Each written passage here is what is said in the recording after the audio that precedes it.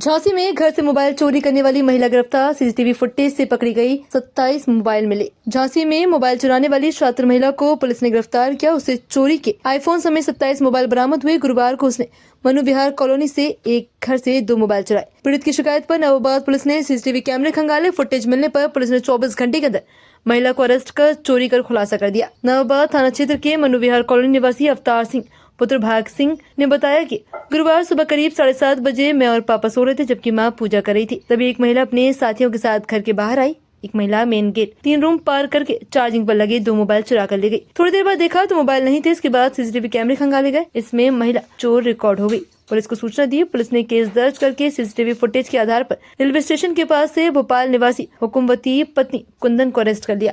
उसके थैले से आईफोन समेत 27 मोबाइल बरामद हुए, जो उसने विभिन्न स्थानों से चुराए थे।